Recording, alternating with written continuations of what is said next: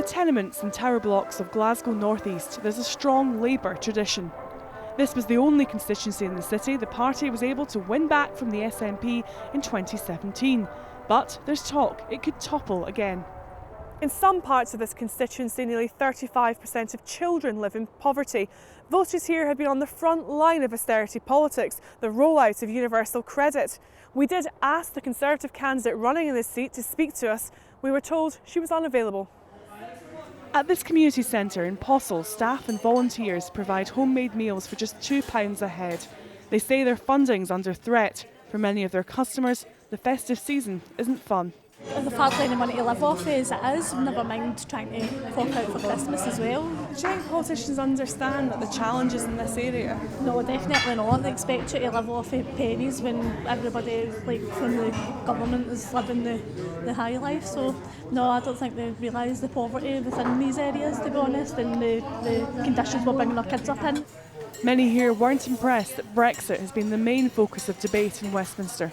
Well, to me it's a lot, honestly. No, I mean, it is really. See, instead of talking about Brexit, I think she started dealing with local issues. In the Gym Hall, the key candidates lined up. Paul Sweeney pulled off a surprise move 2 years ago when he won the seat back for Labour from the SNP's Anne McLaughlin with a big swing of 12%. But there were just under 250 votes between them. Ever since day one of me being the MP, I've always had my mind on the fact that that's the case. And I've worked solidly, as best I can as the MP, to build my reputation, to build my confidence in my ability to represent this constituency. We now have an unavowedly, unashamedly socialist manifesto to deliver a radical change across the United Kingdom. We're seeing loads of yes voters coming to the Labour Party. We're seeing people who voted yes campaigning with me on my team. People who campaigned for Anne McLaughlin in 2015 are now campaigning in my team. That's the change we've seen. The Labour isn't associated with Better Together anymore. It's not associated with the stale arguments of 2014. It's associated with delivering Jeremy Corbyn into Downing Street.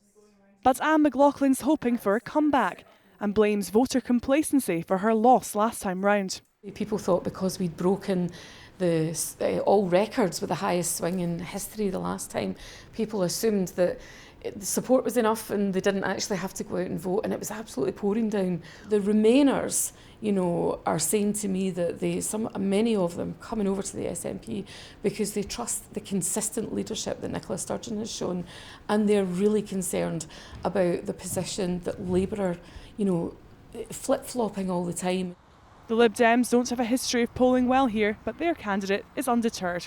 I want to speak up, I want to appear, I want to cut through the mustard in places like Glasgow North East. We want to stop Brexit, we want to stop independence, we want to get back to tackling the issues that affect people every day. And within that, we end division and get back to loving each other. A single line in a full house. By itself. Back in for bingo. In the last general election, Glasgow North East had the lowest voter turnout of any constituency in the UK. But this is another tight Scottish seat where the numbers really could make a difference. Catherine Sampson, STV News, Glasgow.